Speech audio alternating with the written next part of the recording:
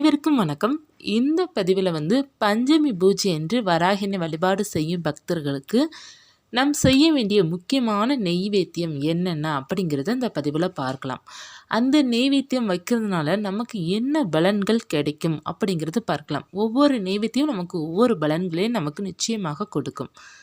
முக்கியமான நெய்வேத்தியங்களை பற்றி நம்ம பார்க்க போகிறோம். நிறைய பக்தர்கள் பார்த்திங்க அப்படின்னா வராகினை வழிபாடு சிறப்பாக பண்ணாலும் ஒரு சில நெய்வேத்தியம் தவிர என்ன நெய்வேத்தியம் வைக்கணும் அப்படிங்கிறது இன்னமும் சரியாக தெரியவில்லை. புதிதாக வராகினை வழிபாடு செய்யும் பக்தர்களுக்கு இது மிகவும் உபயோகமாக இருக்கும் அப்படிங்கிறத நான் நினைக்கிறேன். என்னென்ன முக்கியமான நெய்வேத்தியம் அப்படிங்கிறத பார்க்கலாம். முதலாவதாக பார்த்தீங்க அப்படின்னா வராகி நேமில் பொது தெய்வங்கள் எல்லா தெய்வங்களுக்கும் நம்ம ஒரு டம்ளர் பால் வைக்கிற பழக்கம் நமக்கு இருக்குது. அந்த பால் நெய்வேத்தியமே போதுமானதாக இருக்கும் அப்படிங்கிறத நம்ம சொல்லுவோம். ஏன்னா முடியும், ஒரு சில பேரால் நெய்வேத்தியம் ப்ரிப்பேர் பண்ண முடியாது, அப்படி இருப்பவர்களால் ஒரு டம்ளர் பால் வைத்தாலே போதும் அப்படிங்கிறத நம்ம சொல்லுவோம். இந்த பதிவில் நம்ம என்ன பார்க்க போகிறோம் அப்படின்னா முக்கியமான நெய்வேத்தியம் இதெல்லாம் நான் சொல்கிறேன். உங்களால் என்ன முடியுதோ அதை நீங்கள் வைக்கணும். தெரிஞ்சுக்கோங்க என்னென்ன நம்ம பஞ்சமி பூஜைக்கு நெய்வேத்தியமாக வைக்கலாம் அப்படிங்கிறத. முதலாவதாக பால் வைக்கலாம். அடுத்ததாக பார்த்திங்க அப்படின்னா வராகி எண்ணெய் பார்த்திங்க அப்படின்னா பன்றி உருவம் மனித உடல் கொண்டவர்கள். அவர்கள் பார்த்திங்க அப்படின்னா பூமிக்கு அடியில் இருக்கிற பொருட்கள் தான் வராகி எண்ணெய்க்கு மிகவும் பிடிக்கும். அது என்னென்ன நமக்கு வரும் அப்படின்னா சர்க்கரை வெள்ளிக்கிழங்கு, கிழங்கு வகைகள், அதாவது கேரட், பீட்ரூட், உருளைக்கிழங்கு, சர்க்கரை வெள்ளிக்கிழங்கு, நிலக்கடலை, இதெல்லாம் பார்த்திங்கன்னா நமக்கு பூமிக்கு அடியில் விளையிற காய்கள். அதெல்லாம் வராகி அன்னைக்கு வைப்பது மிக விசேஷம். கிழங்கு வகைகளில் இதெல்லாம் வைக்கணும். தேய்பிறை பஞ்சமிக்குனாலே பொதுவாக நம்ம எல்லாருமே சர்க்கரை வெள்ளிக்கிழங்கு வைக்கணும். நிறைய பேர் கேட்பது என்ன அப்படின்னா இந்த கிழங்கு வகைகள் வைக்கும்போது சர்க்கரை வெள்ளிக்கிழங்கு அவிச்சு வைக்கணுமா இல்லை அப்படியே வைக்கலாமா? இரண்டுமே ஓகே தான். அவித்தும் வைக்கலாம், அப்படின்னா அப்படியும் நீங்கள் வைக்கலாம். அவிச்சு வச்சிங்கன்னா ரொம்ப நல்லது. ஏன்னா நீங்கள் பூஜைகள்லாம் முடித்த பிறகு அது பிரசாதமாக நீங்கள் எடுத்து சாப்பிட்டுக்கலாம். வராகினுடைய ஆசி அதில் பரிபூர்ணமாக உங்களுக்கு இருக்கும். அதை நீங்கள் பிரசாதமாக சாப்பிட்டு கொள்ளலாம். இந்த மாதிரி கிழங்கு வகையெல்லாம் நீங்கள் வைக்கணும். அதற்கப்புறம் முக்கியமானது என்ன அப்படின்னா நம்ம பழங்களில் என்ன வைக்க வேண்டும் அப்படின்னா மாதுளம்பழம் வைக்கிறதுனால நமக்கு ரொம்ப நல்லது. மாதுளம்பழம் வைக்கிறதுனால நமக்கு செல்வத்தை ஈர்த்து தரக்கூடும். அது மட்டும் இல்லை, அந்த மாதுளம்பழத்தில் தேன் கலந்தும் வைக்கலாம். அப்படி இல்லாட்டா மாதுளம்பழம் மட்டும் வைக்கலாம். நெல்லிக்கனி வைக்கலாம். மற்றும் நிறைய காய்கள் கனிகள் நம்ம வைக்கலாம். ஏன்னா வராகி எண்ணெய் பொறுத்தவரை ஒரு விவசாய கடவுள். அவங்களுக்கு பார்த்தீங்கன்னா காய்கள் வைக்கலாம். எல்லா காயும் வைக்கலாம். கத்திரிக்காய், தக்காளி இந்த மாதிரியும் வைக்கலாம். நம்ம தவறு கிடையாது. எல்லாமே நமக்கு வைக்கலாம். நம்ம காய், கனிகள், பழங்கள், கிழங்கு வகைகள், தானியங்கள், முக்கியமாக வராகி அன்னைக்கு தானியங்கள் வைத்து பூஜை செய்வது மிக மிக சிறப்பு. 9 வகை தானியம் வச்சுக்கோங்க, இல்லைன்னா 5 வகை தானியம் வச்சுக்கலாம். அதாவது பயிர் வகைகள் சொல்லுவோம் பார்த்தீங்களா, தானியங்கள்லாம் பயிர் வகைகள். அதாவது பாசிப்பயிறு, பாசிப்பருப்பு, துவரம்பருப்பு, உளுந்தம்பருப்பு, கொள்ளு, மொச்சப்பயிறு, இந்த மாதிரி பயிறு வகைகள் இருக்குது பார்த்தீங்களா. ஏகப்பட்ட தானியங்கள் இருக்குது. கம்பு, அதற்கப்புறம் சிறு தானியங்கள் எல்லாமே வராகி அன்னைக்கு வைக்கலாம். விவசாய கடவுள் இவர்கள். விவசாய பண்ணுறவர்கள் அனைவருமே நம்ம வராகினை வழிபாடு செய்யும்போது அவங்களுடைய விவசாயம் செழிக்கும், சிறப்பாக இருக்கும்.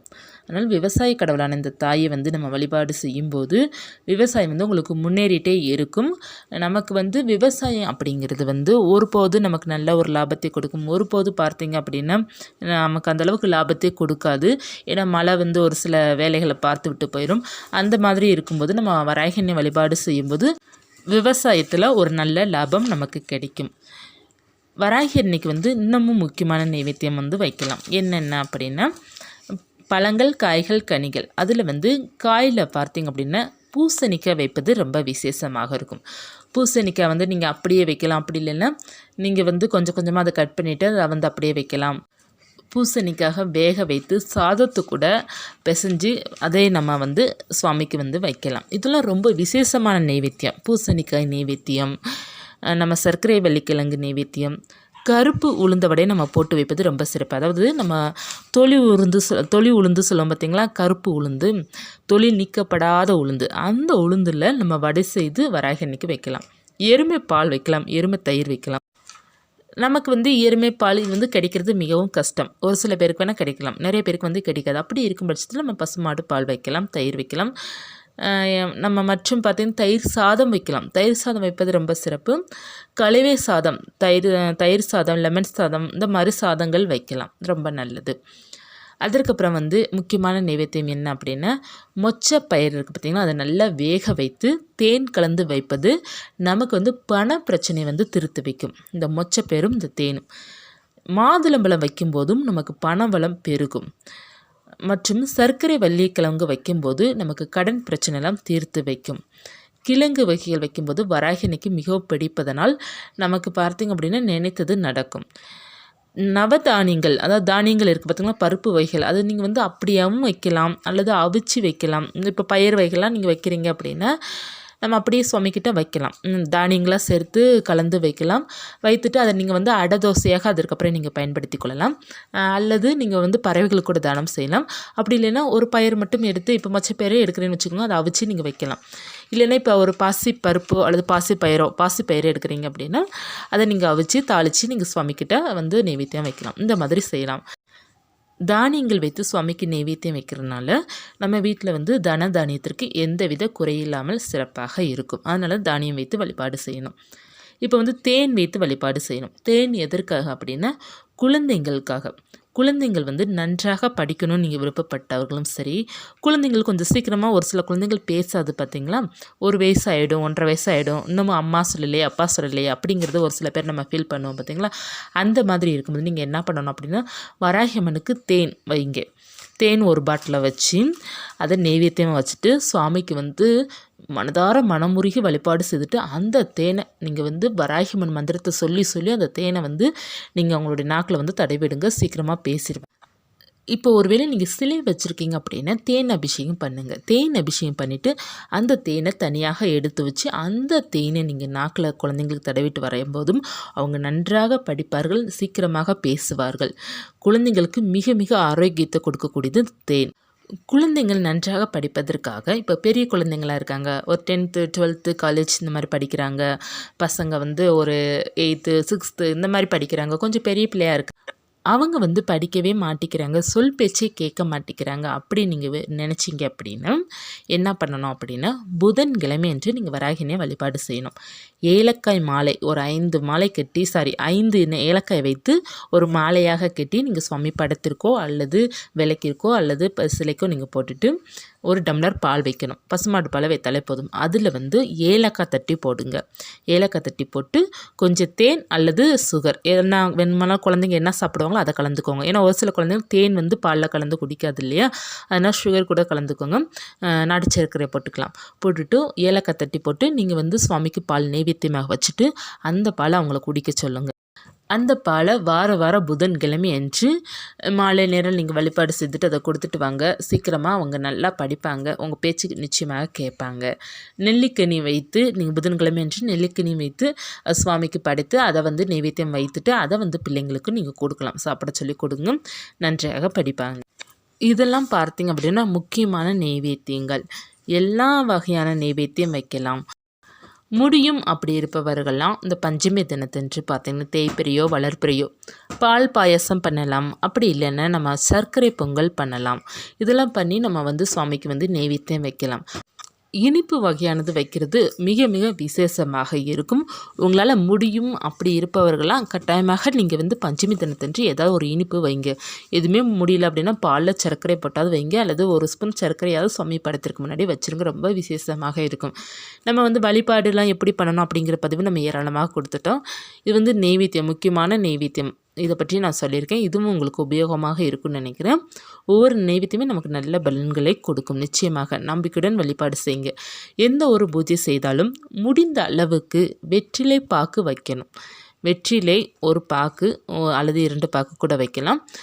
வாழைப்பழம் இது வைத்தாலே போதும். எந்த ஒரு பூஜை பண்ணும்போது வெற்றிலை பாக்கு வைத்து வழிபாடு செய்யும்போது அவங்கள நம்ம அழைக்கிறதுக்கு சமம். நம்ம வீட்டுக்கு அவங்கள நம்ம அழைக்கிறோம்.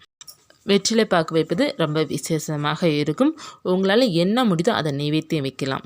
தினமும் ஒருவேளை நைவேத்தியம் உங்களால் ப்ரிப்பேர் பண்ண முடியல, தினமும் பழங்கள் வைக்க முடியல, அப்படி இருப்பவர்கள் கூட கொஞ்சம் அவல், கொஞ்சம் கல்கண்டு, சர்க்கரை, இந்த மாதிரி பொரிகடலை இருக்குது பார்த்திங்கன்னா, இந்த மாதிரி போட்டு கூட நீங்கள் வந்து ஒரு கிண்ணத்தில் தினமும் வைக்கலாம். ஒரு பாக்கெட்டில் வாங்கி நீங்கள் ஒரு டப்பாவில் போட்டு வச்சு நீங்கள் பூஜையில் ஒரு ஓரமாக கூட நீங்கள் வச்சு கூட இந்த மாதிரி பண்ணிக்கிடலாம். அப்படி இல்லை அப்படின்னு பாதாம் பருப்பு, இந்த முந்திரி பருப்பு இருக்குது பார்த்திங்களா, அதை கூட நீங்கள் வந்து நட்ஸ் அதெல்லாம் நீங்கள் நைவேத்தியமாக வைக்கலாம் தினமும். வராகினை வழிபாடு செய்யும்போது அவங்களுக்காக நம்ம தினமும் நைவேத்தியம் பண்ணி தீப தூப ஆராதனைலாம் காட்டி வழிபாடு செய்யும்போது அவங்க சீக்கிரமாகவே உங்களுக்கு வந்து காட்சி கொடுப்பாங்க. விளக்கு ரூபத்திலையும் காட்சி கொடுப்பாங்க, மற்ற எந்த உருவத்திலாவது உங்களுக்கு காட்சி கொடுப்பாங்க. விளக்கு, சாம்பிராணி, அப்புறம் வந்து நம்ம வீட்டில் ஒரு செவரில் கூட காட்சி கொடுக்குறாங்க. ஏதாவது ஒரு ரூபத்தில் நம்ம கண்ணுக்கு தெரியுறாங்க. நெய்வேத்தியம் வைக்கிற பொருள் வாழைப்பழம், உருளைக்கிழங்கு, கேரட், இதில் கூட காட்சி கொடுக்குறாங்க.